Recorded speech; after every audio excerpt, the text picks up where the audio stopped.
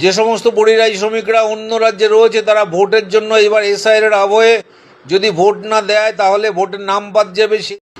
অনেক গদি মিডিয়ার সমীক্ষা আমরা দেখছি যে বিজেপি জিতবে, তৃণমূল গেল। 2021 সালে একই রকম সমীক্ষা করেছিল। এমন সোশ্যাল মিডিয়া এবং ফেসবুক ইনস্টাগ্রামে এমন রব তুলেছিল বিজেপি ক্ষমতা এসে চলেছে, তৃণমূল শেষ। কিন্তু দেখা যাচ্ছে তৃণমূলের উত্তরোত্তর শ্রীবৃদ্ধি হয়েছে।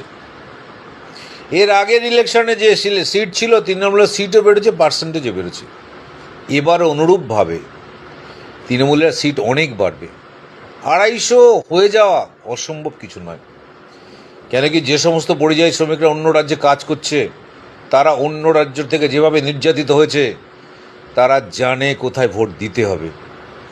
যে সমস্ত পরিযায়ী শ্রমিকরা অন্য রাজ্যে রয়েছে তারা ভোটের জন্য এবার এসআইআর আবহে যদি ভোট না দেয় তাহলে ভোটের নাম বাদ যাবে, সেই আতঙ্কে অনেক দুঃখ কষ্ট সহ্য করে অনেক পরিশ্রম করে রিজার্ভেশন পায়নি, জেনারেলে করেও তারা আসছে।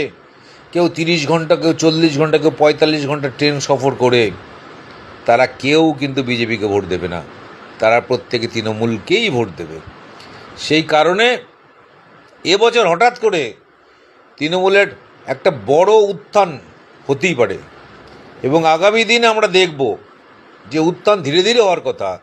এই এসআইআরের আবহে মানুষের মনে যে পরিবর্তন এসছে, হঠাৎ করে তৃণমূল কংগ্রেসের 250 সিট হয়ে যাওয়াটা অসম্ভব কিছু নয়।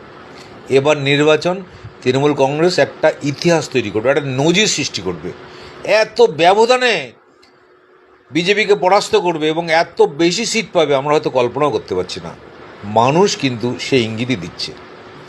সত্যি সত্যি এসআইআরের মধ্যে দিয়ে যাদের নাম বাদ গেল তাদের আত্মীয় স্বজন ভাই বন্ধু কেউ কি এই বিজেপিকে ভোট দেবে এবং কেন দেবে?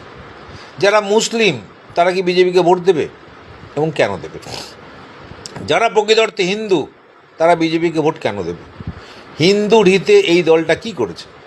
শুধুমাত্র হিন্দু আর কারণেই তো এসআইআরের মধ্যে দিয়ে তাদের নাম বাদ না দিলেই তো পারত, কিন্তু সেটা তো করেনি। শুধু হিন্দু আর কারণে বেশি নাম বাদ দিয়েছে। তাহলে এরা মুখে বলে হিন্দু দরদি, বাস্তবে এরা হিন্দু নয়। সেই কারণে না মুসলিমরা ওদের ভোট দেবে না হিন্দুরা ভোট দেবে, কেউ ভোট দেবে না।